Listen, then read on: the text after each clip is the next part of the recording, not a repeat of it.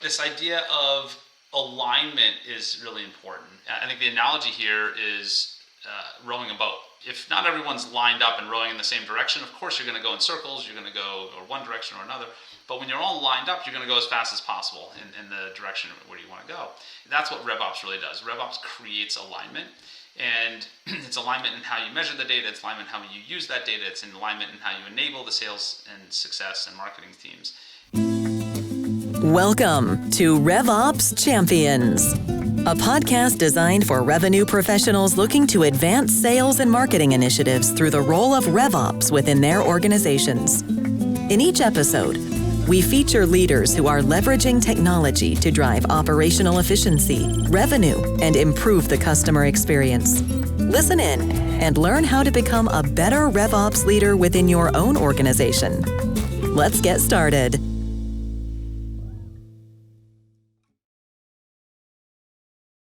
This episode digs deeper into the sales ops component of RevOps. My guest is Channing Ferrer, VP of Global Sales Strategy, Operations, and Sales Acceleration for HubSpot. He runs a global organization of operations and sales professionals. He's a highly successful go-to-market leader with extensive experience developing and growing international teams and implementing systems across global SaaS companies. Prior to joining HubSpot, he has an extensive sales leadership and sales operations experience across several technology companies. Channing, will you please tell us a bit about your role and how you ended up at HubSpot? Sure, definitely. So I've been at HubSpot for about 5.5 years. And just by means of background, I really started in more of a pre-sales role, actually, when I got into sales. Prior to that, I was in consulting, doing management consulting. And years and years ago, decades ago maybe even, I joined a small software company in a pre-sales role and moved very quickly into sales. And I realized I didn't think I wanted to be in sales. I didn't think that was kind of my calling. I didn't understand sales though. And the reason I moved in quickly into sales is, as anyone does in a small startup, you don't have any customers. So the first thing you do is you have to sell. So I jumped in and started helping to do that, and I realized I was pretty good at it. I asked a lot of really good questions, and I think that's what good salespeople do. So fast forward a few years, I ran a bunch of sales teams at Capital IQ. We grew up fairly quickly, ran a bunch of our international sales, and then eventually we merged with Standard & Poor's, and I started running sales ops, and I was asked to kind of take that on as the head of sales ops, started running the sales org. So that was my first kind of foray into ops, and it was great. I learned a ton. We integrated two large teams together, and we did a whole bunch of other things. Then I went on to run sales at another small company for a bit, went on to another software company, ran sales, and not the whole sales, ran kind of part of the sales team there, and they asked me once again to take on sales ops as well. So I was running this mid-market sales group, which was about half of the sales team, the BDR team, and sales ops.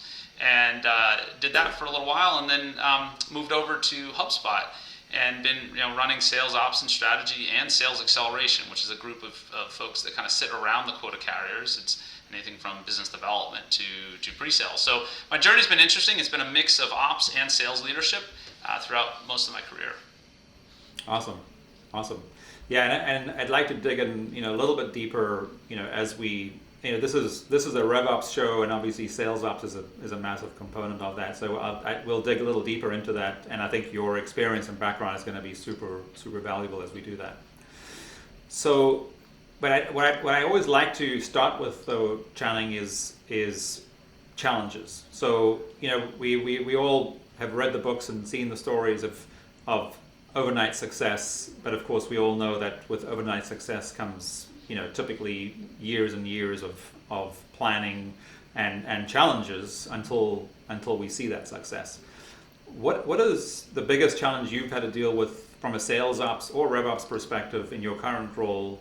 And it's clear that you and the rest of the revenue team at HubSpot have had incredible success over the 5 or more years that you've been there. But what are one or two of the toughest hurdles you've faced and I'm guessing overcome?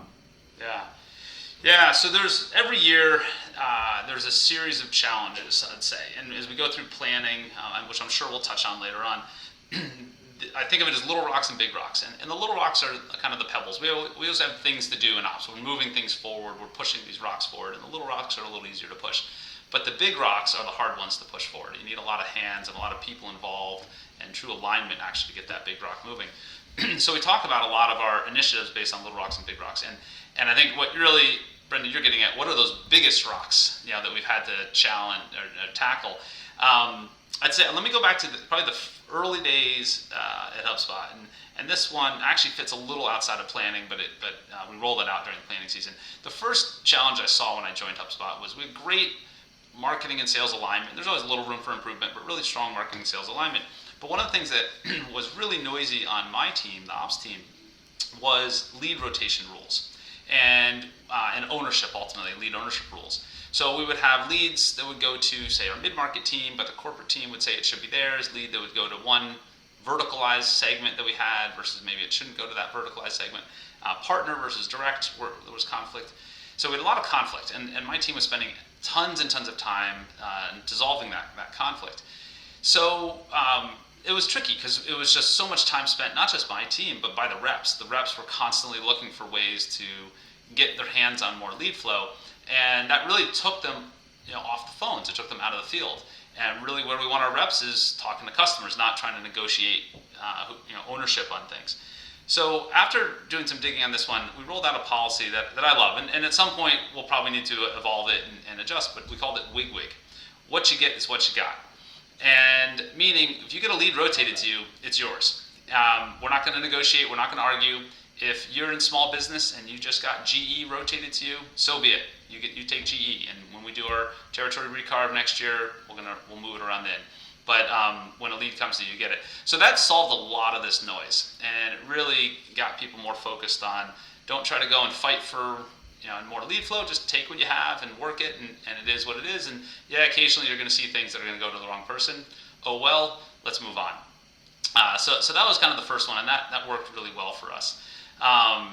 Then I'd say the next, just another example of a challenge was customer selling. So interestingly at HubSpot, of course, we've been very focused historically on small business. We've been moving more and more upstream toward larger businesses. But in that small to mid-sized business focus that we've had, we do a lot of our business for new customers. We get a lot of new customers, a large volume of new customers coming through. And our sales team likes that. We've kind of engineered the sales team around the new business side. However, the sales team had not historically been very strong at customer selling. And our customer success team was very focused on keeping those customers around. Small businesses, sometimes they churn a little more aggressively than large companies for a variety of different reasons. So customer success was very focused on retention. Sales was focused on new. The gap there was that install-based selling. How do you kind of grow something over time? And we needed to really rethink how to do this. And this was a really good learning experience. So one idea that we came up with was, can we roll out a customer selling team? And we'll have kind of a hunter-farmer type of model, and then we'll also have customer success that keeps the customers happy.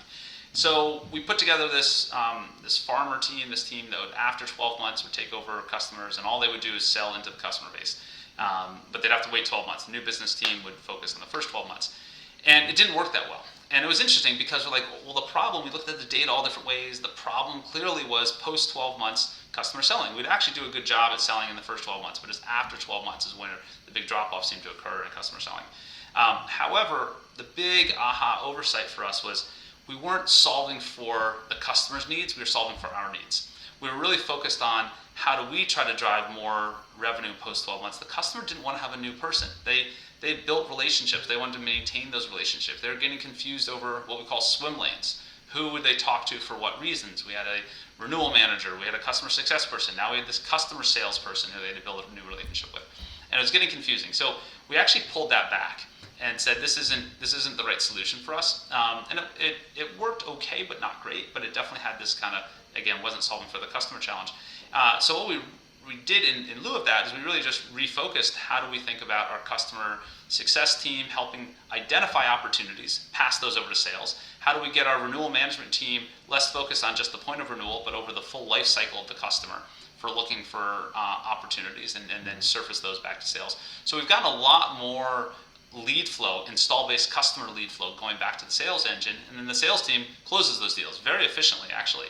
And it's really helped with our install-based selling, helped with our revenue retention numbers, because of course that's driven off of customer selling, and it worked well. But again, there was a big learning moment in there that the farming function kind of didn't really work all that well for us. Awesome.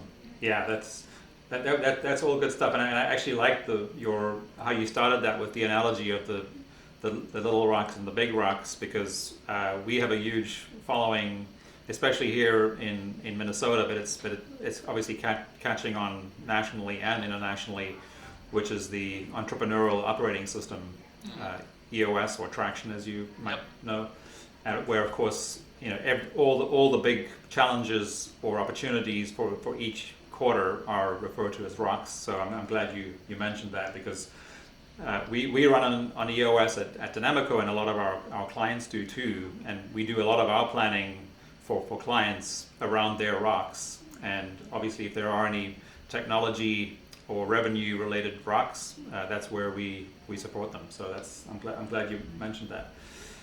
So let's just back up I guess a little bit for a second, because there are some folks listening who are potentially familiar with sales ops, but might be unfamiliar with RevOps, which of course is part of the reason for this podcast is to educate people more about RevOps, which of course includes sales ops, marketing ops, customer service ops, and then you can talk about operations ops, finance ops, etc.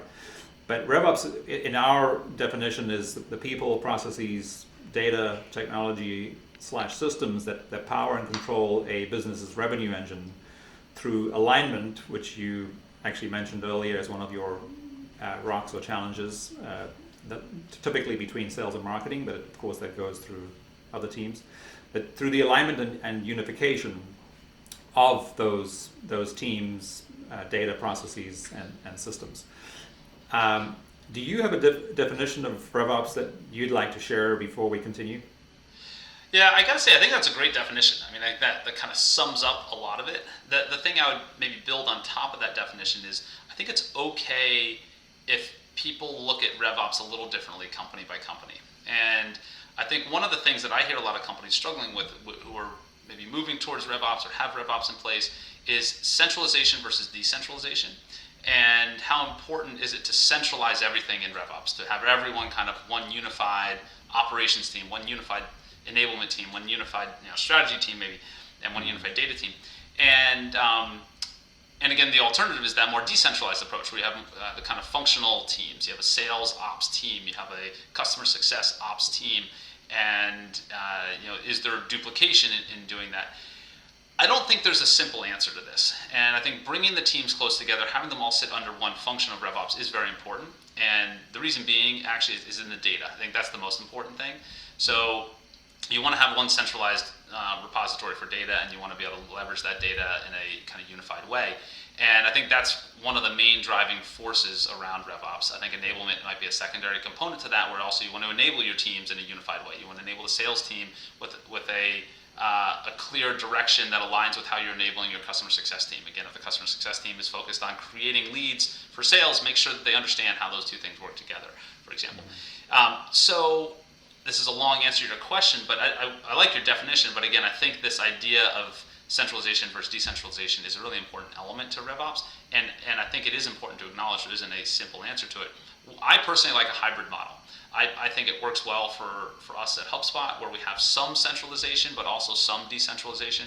I like having a sales ops team that sits close to sales, because the sales leadership team wants to have someone they can trust and rely on and work closely with target setting and quota setting and analysis. And similarly, we want one centralized data team, actually, who is kind of sitting at the middle of all the data and making sure we're leveraging and using it across customer success and sales in a similar way. So I think as you look at that definition, which Brendon, you laid out there, it was a great definition. I would just overlay the concept of centralization versus decentralization within that. Yeah, no, I love that, and I think that makes a lot of sense. And again, we always talk about meeting people, businesses where they are, and I like that idea of do what works for your organization, because like I often say, once you've met one business, you've met one business, and because every business is unique, and you need to do what works for you. So, yeah. So having said that, and I completely agree with you on the data component needing to be centralized, or as we're talking, a lot about at least in the HubSpot ecosystem, but I'm sure it's been talked about beyond that too. There's if you have two sources of truth, that's one too many, right? So, and that of course refers to where your data is housed. There can only be one single source of truth. So, in your mind, if you had to sort of wrap up the biggest benefits of a RevOps strategy, whether it's as you said, a hybrid one or not, what are the biggest benefits in your mind of a RevOps strategy? Yeah, again, I think it comes back to this data concept, just alignment around data. And I think there's two words that are really important. It's alignment and data. And you have to make sure that your data you're leveraging, data the RevOps team is leveraging, is consistent. We're looking at it the same way, and we're aligned around the message that we're gaining from that data. And that's why the alignment is really important. So when we look at a measure sometimes, and when we might not have had RevOps, let's say the marketing team might have looked at that measure differently than the sales team, or the sales ops team even versus marketing ops. And maybe one example of this is the SLA. Marketing might say, we're hitting the SLA, great, rah, rah, we're doing well. Sales looks at it and says, well, wait a minute, you're hitting the SLA on a volume basis, but not on a quality basis. And our conversion rates are dropping off. Because I'm just making something up here. But I think that's where you get the misalignment, where if marketing's going and celebrating at the end of the month, but sales is like, we missed our number, we're only at 95%, but marketing's at 110% of SLA, you got clear misalignment there. When you have RevOps sitting together, you're looking at the data the same way, and you're recognizing the successes and the misses together, and then representing those in a holistic way. So I think that's why, again, the data, but also the alignment around how to leverage the data. Yeah, and I'm sure everyone who's listening, who's responsible in that area for that area, it resonates with what you're saying. As far as the quantitative and qualitative, data that you need for those SLAs to work between sales and marketing, or sales and customer success, etc. So, moving on, I realize this is also true for HubSpot, but the reason we now focus on RevOps at Dynamico is because we believe it's a better go-to-market model. And according to some Gartner research that I was seeing last week, they talk about how 75% of high growth companies will be using a RevOps model by 2025, which of course we still have a few years to get there, but you're seeing a huge adoption, and of course we're very excited about that. We believe that the RevOps model gives high growth organizations a competitive edge, which is why you would do this. Otherwise, why would you do it? And so, what would you say are the factors in RevOps that create that competitive advantage? Yeah. So I'd say again, this idea of alignment is really important. And when you've got all teams kind of looking and leveraging information in a similar way, like we just talked about, you create alignment. And that alignment gets everyone moving in the same direction. I think the analogy here is rowing a boat. And you've got a whole bunch of people kind of rowing in a crew boat. If not everyone's lined up and rowing in the same direction, of course you're going to go in circles, you're going to go or one direction or another. But when you're all lined up, you're going to go as fast as possible in the direction where you want to go. And that's what RevOps really does. RevOps creates alignment. And it's alignment in how you measure the data, it's alignment in how you use that data, it's in alignment in how you enable the sales and success and marketing teams. And I think that's at the core of RevOps is alignment. Because without RevOps, when you sit in a more decentralized, and without RevOps decentralized, or even a completely decentralized kind of structure, then often that alignment is missed, and that's where you lose efficiencies. Yeah. So I guess another way, so using that same sort of rowing analogy, whether you're a crew of 4 or 8 or whatever it is, you want to get from A to B as quickly as possible. so from the beginning to the end. So great, excellent. I mean, again, alignment is it's no surprise that, of course, data and alignment seem to be the common themes coming through here. So moving on. So as we're now well into Q4, annual planning is well underway for many of us. You do a lot of speaking and education in this area. What are some of the most frequent questions you're asked, and what are the most effective things, as far as sales operations? What are the most, so coming back, so leaving RevOps aside for now, coming back to sales ops, what are the most the biggest challenges, and therefore the questions that you get around sales ops? Yeah, I get a lot of them, and this time of the year, as you mentioned, they're all top of mind for me these days. So I'll break it into a couple categories, and we can spend a little time maybe on each of these. I'd say sales comp is probably the first one. Always, how do you want to think about sales comp structure? The next one I'd say is territory structure, and how do we handle territory and lead assignment based off those territories. Headcount planning would be the third one. Target setting, how do you go about setting the targets? And then the last one is kind of all-encompassing, but it's really change management. And this is the one that often I don't get enough questions about, that I think people should ask more about too. So let me go through each one of these topics, actually, because again, they're kind of chunky, each one of them. On the sales comp side, we're midstream on trying to wrap up our planning, and we try to get that done by early December, early end of November even. But sales comp, is a topic that tends to carry throughout planning. It's how do you want to incentivize the sales team, and what do you want to do, or what changes might you do? The thing that I get, the way I think about sales comp, and we could spend a whole session here on sales comp, but I'll kind of give you the high level. I think sales comp, the first principle in sales comp is keep it simple. And one challenge I see in sales comp structures often is complexity. People trying to over-engineer a comp plan and say, oh yeah, we want this to happen, but we want that, and we want that. And then you build all that into your comp plan, and the reps don't even understand how the comp plan works.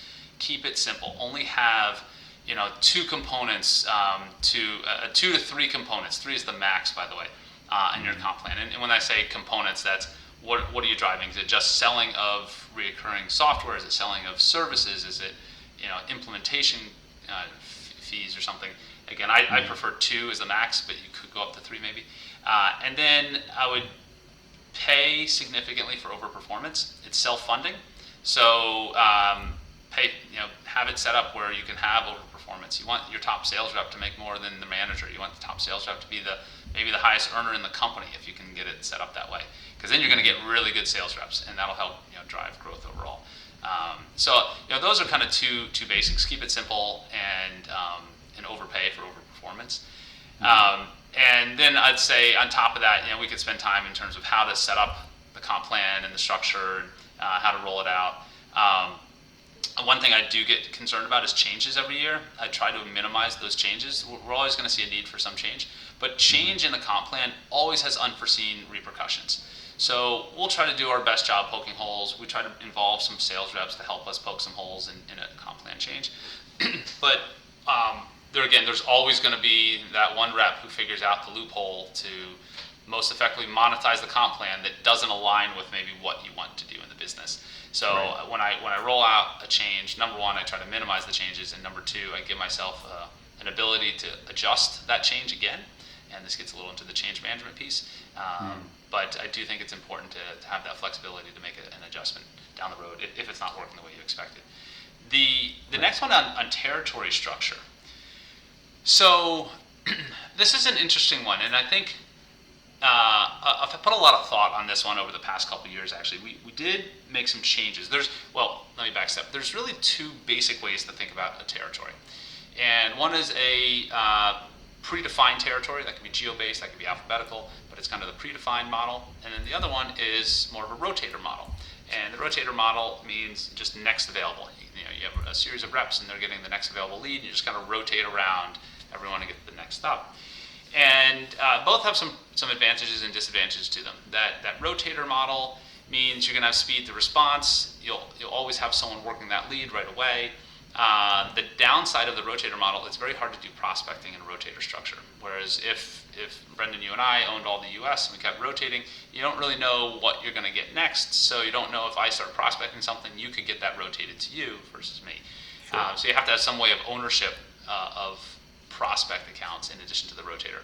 And then on the geo-based level, it's very good for prospecting. You own your geo, you can call into your zip code, your area code, whatever it might be, and call on it. But if you decide to take a vacation, no one's touching those leads because those are your leads, and you're gone for the week and you'll come back. Or if you're on a phone call or you're in a meeting or whatnot, you're busy for a day, you'll be slow to respond probably to those leads. So one thing we've done recently is we rolled out a hybrid approach, and this was kind of a little bit of an experiment that we ran, and it worked really, really well for us. Again, I would say caveat this with what works for us doesn't always work for everyone else, and vice versa. What works for others doesn't work for us always. So I think it's important to kind of look at through the lens of your business. But we said we'll have a team, a sales team, that'll be on a rotator, but within a geo. And so think in North America, our small business team, they're covering just a couple geos. So they have a series of zip codes that's the equivalent of eight reps on a team. And so they have enough zip codes to give enough lead flow to those 8 reps. But they don't each own an individual zip code or set of zip codes even. They'll own that. The collective team will own the collective series of zip codes. And for us at HubSpot, we also do mostly inside selling. We're mostly on the phone. And obviously with COVID, I think a lot of people are operating that way. So what we were able to do is align the teams to these zip codes that aren't necessarily all in the same geographic region. So you can grab some zip codes from maybe the southeast, you grab some zip codes from the northeast. We tried to keep time zones relatively similar. But typically we see a much higher conversion rate, a much higher average sale price out of the northeast than we do the southeast. And that's a lot of companies often do see that. But that way we can kind of blend things together. So you're not getting stuck with maybe a set of zip codes that arguably aren't as good of zip codes as another sales team does. You can kind of blend it together in terms of quality. So that's worked very well for us, this hybrid model, and it's an interesting idea. It takes a little bit of operational rigor to roll it out, but that's just another idea on the territory side. Then in terms of headcount, that was the third one I mentioned. So headcount is another area that I think deserves a lot of rigor and often is overlooked in terms of how much rigor is needed there. As you continue to scale, and companies that get to this point of scale, headcount is a really critical point. You need to make sure you've got the right headcount lined up, you have the right recruiting engine. Headcount, by the way, doesn't mean just sales is ready for it, it means your recruiting engine is ready to hire those people, and you understand your attrition risks. And I think that's the piece that sometimes can get overlooked. So when you look at a scaling business, you've got to make sure we're going to hire 10, 20, 30 reps, whatever it might be, this coming year, and that's only new reps. Then you say, well, we're going to see maybe a 20% attrition rate on our current reps. So you have to plan to hire for those reps as well, and your recruiting engine has to be ready to hire for those attritions as well as the planned new hires. So, and then you have to monitor when that happens. And my take on this is, as you get to a certain scaling point, you need to just forecast attritions and hire into them, as opposed to wait for an attrition to occur. If you wait for an attrition to occur, then you have to run your hiring cycle, which might be 60, 90 days, ramp them. And by the way, there's a by the time offers given to the point of starting, there's usually another 30 days in there. Ramp that person for anywhere from 3 to 9 months probably to get the benefit. So if you build a little bit of financial buffer into the plan to be able to hire ahead and monitor that, you're going to see the attrition occur. It might not occur in the month you thought. You might have planned on it in February and it happens in April.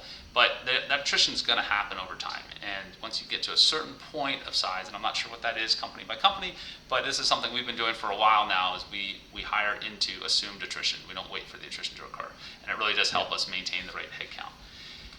This is an interesting one because, again, this is where a great example of hundreds of potential examples of where your internal operational efficiency of not having the reps starting in order to continue to operate your business the way that it should be operated, to give your customers the experience that they deserve and need. That's just one example of if you don't get this right, eventually the customer is going to feel it in having a poor experience with a new rep because they were pushed too early to start speaking to a customer and maybe couldn't answer the questions that the customer was expecting. Right. And then, Right. so anyhow, but I'll let you continue. Yeah, no, and Okay. I was going quickly there, but yes, that's a great point. So I think the next one, kind of going back to this, these planning topics, the next one is target setting and how we set our targets. And again, this is, I'm sure, top of mind for folks as we're middle of that planning season here. The way that I like to think about target setting is I do think it's important to do a bottoms-up model. Tops down is typically going to come more from a financial view, the board maybe view, saying let's try to grow at 20, 30, 40, 50%, whatever it might be. And we think we can do that because we did it roughly last year, and we see the TAM is huge in our market or something along those lines. Usually it's a little softer. It's kind of like, there's a number we're trying to go for. We want to hit the rule of 40, and thus we're going to grow 40%. The bottoms up model is saying, can we actually do that? Let's validate this. And when I think of bottoms up, I start with demand. What's our demand? Marketing demand, that is. How much marketing demand do we have coming through? And how much of our bookings next year is going to come from marketing demand? So is that going to be 20%, 50%, 80%? And again, let's look at last year. How much came from marketing demand last year? And if that was 50%, great. We could probably try to carry that through and make sure marketing is kind of comfortable with that approach. So we'll start there. We'll say, all right, so we assume we're going to kind of sustain about the same percent of bookings coming from marketing demand. Marketing sees demand growing at X percent, and usually they'll get there by looking at maybe traffic growth or other factors that lead into their demand growth. And then from there, we can say, all right, now we understand marketing demand, how we're going to make up the rest of that bookings number. That's usually going to be, again, through a mix of rep sourced, BDR sourced, customer selling, and pull that all up. So we'll do a model that kind of says, here's a bottoms up. Here's all the different sources of our demand. Here's how we're going to get to our overall number. Here's how many heads we need. Here's the productivity per rep to help us understand what each headcount can do in terms of performance. Maybe there's some incremental, this is usually the big variable, how much incremental performance can each rep give, and compared to year over year, are they going to be 10% more productive, 20% more productive, and why? And I think that's an important one, because sometimes people just assume 20% more productive because we've got some great products coming out. Well, by the way, all your competitors have great products coming out as well, so that doesn't mean you're necessarily just going to be 20% more productive. But let's get really clear on the why there if you see an increase in rep productivity. And so that's kind of the bottoms up model. I think it's really important to do that, just to help validate growth expectations. Yeah. And then just to close it out, I think the last piece to all of this around planning is change management. And when you think about all these things we're talking about, that feeds into quota assignment, it feeds into territory changes, it feeds into maybe some changes in ratios, BDR to rep ratios or SC to rep ratios, those sorts of things that are important to the rep's success. You have to roll out those changes. And those changes are going to be usually a mix of good and bad things for the rep. And usually when we think about change management, I always encourage my team to put yourself in the shoes of the sales rep.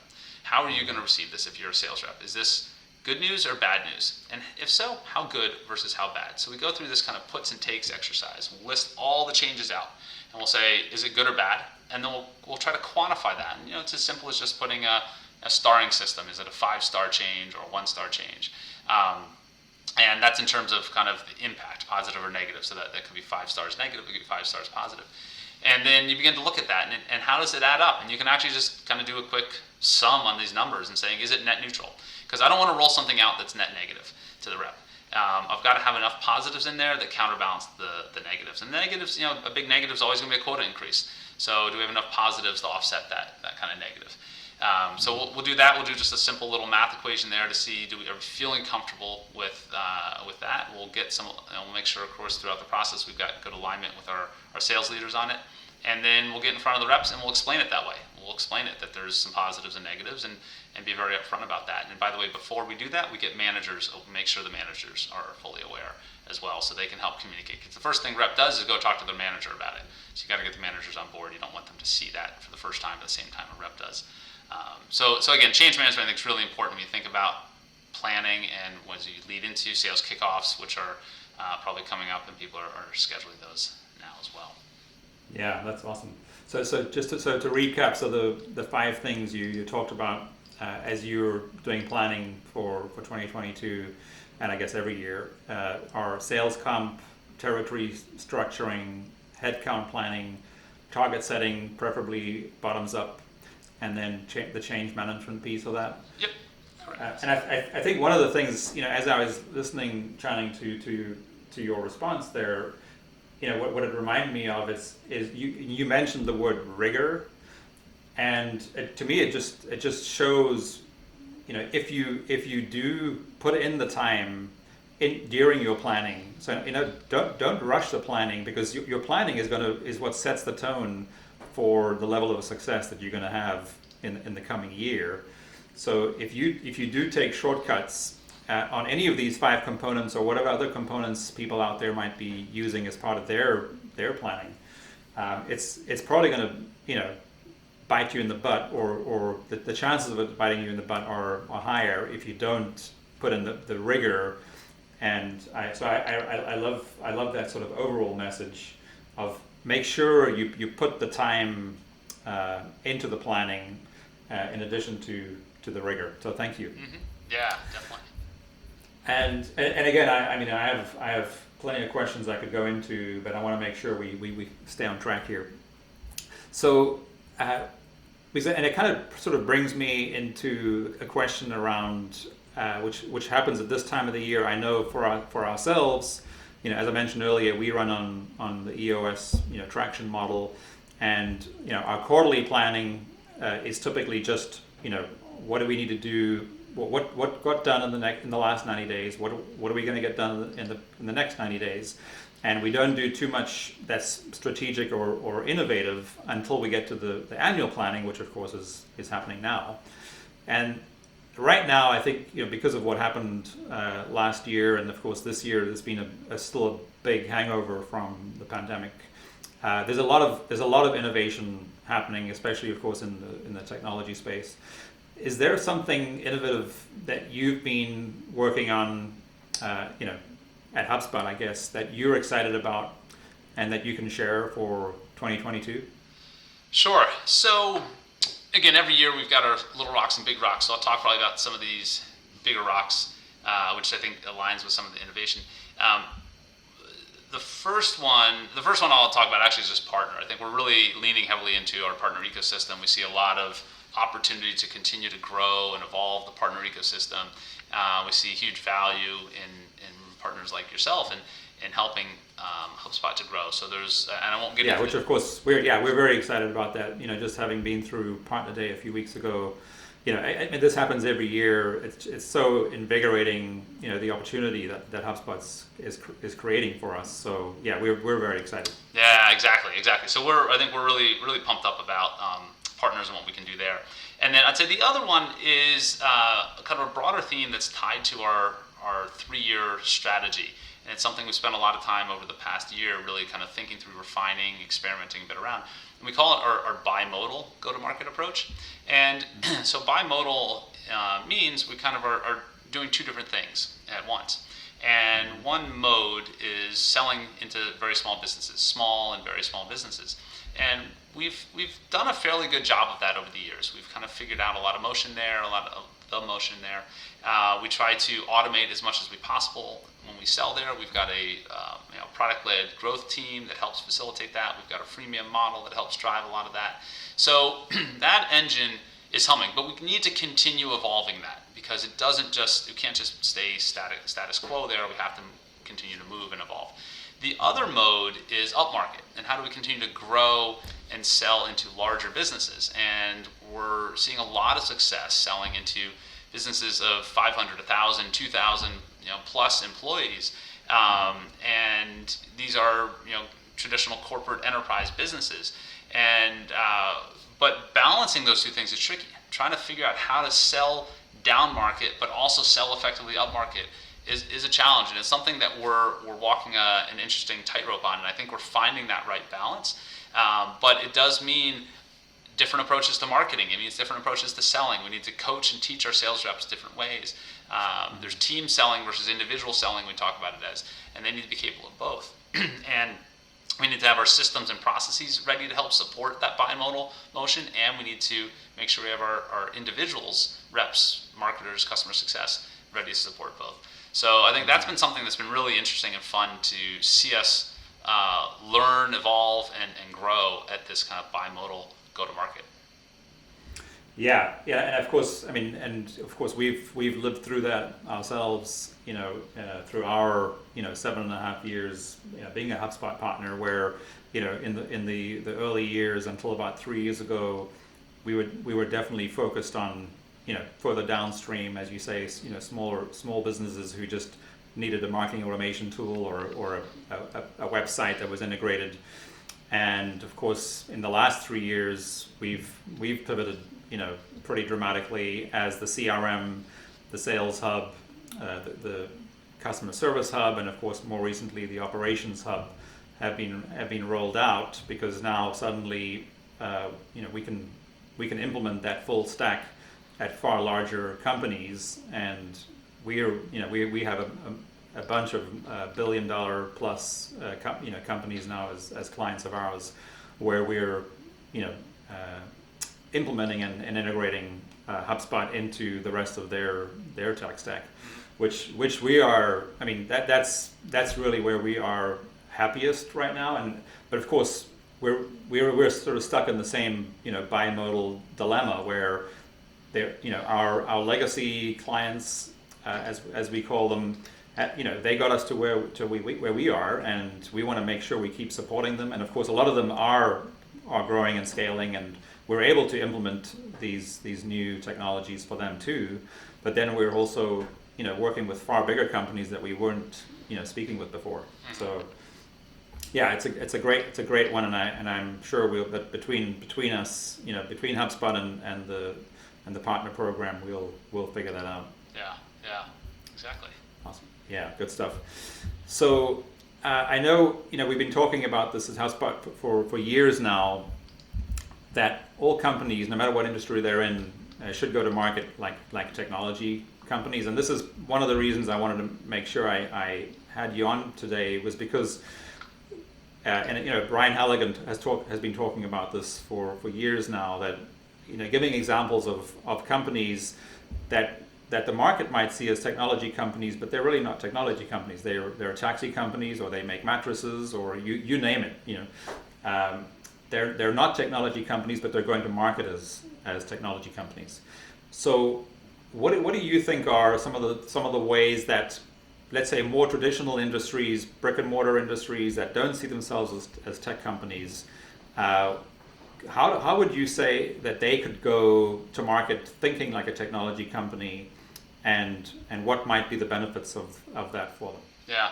Yeah. I think at the core of what we do at HubSpot is we ultimately help our customers to make more educated decisions, and so we build software around that, and we do that through a variety of ways, through marketing, through customer success, through sales, and in other ways. And I think as I look at a traditional kind of brick and mortar or manufacturing type of business, how can they replicate some of the things that we've done and learned, and for that matter, other SaaS businesses do and learn, and especially the most successful ones. And I think one of the things that we've learned at HubSpot is just keeping the customer at the center of everything you do. And I think this applies also rather effectively at other types of businesses, and this can be, again, anything from a shoe store. And Zappos is an example of a shoe store where they're not selling a subscription model. We'll just use them as an example. They're selling shoes, and they've done very successful at selling shoes, albeit online. But what they do is they keep that customer front and center, and they solve for the customer constantly, and they're constantly looking for moments of customer happiness, and that creates a reoccurring customer. And that's what a SaaS business is. It's automating the reoccurring element of the customer. So the more you can keep that customer front and center, the more you're going to get that reoccurring component, and that's the real strength of the SaaS model, where you get those higher valuations, and we get that stronger growth is the customer reoccurring. And again, a SaaS model is just locking the customer into reoccurring. But even in that case, you want to make those customers happy, because we don't want them just to reoccur. We want them to reoccur and buy more, by the way. Don't just buy one pair of shoes, buy two pairs of shoes, buy shoelaces, buy socks, buy all those things that sit around site. And by the way, the third thing you want them to do is refer your friend to say, hey, why don't you go buy some shoes at this company?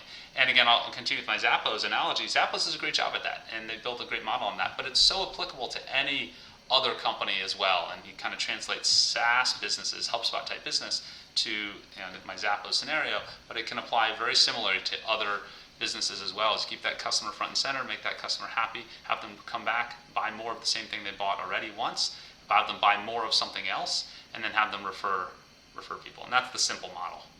Yeah, that's awesome, and I completely agree, and I think maybe to flip that around, so one of the metrics that I learned early on as a HubSpot partner, doing some training with Brian Halligan back in 2014, were the two metrics that tech companies follow with being CAC and LTV, and I think LTV is really what you're talking about here now, that I think any business in any industry could learn from, is lifetime value of a customer.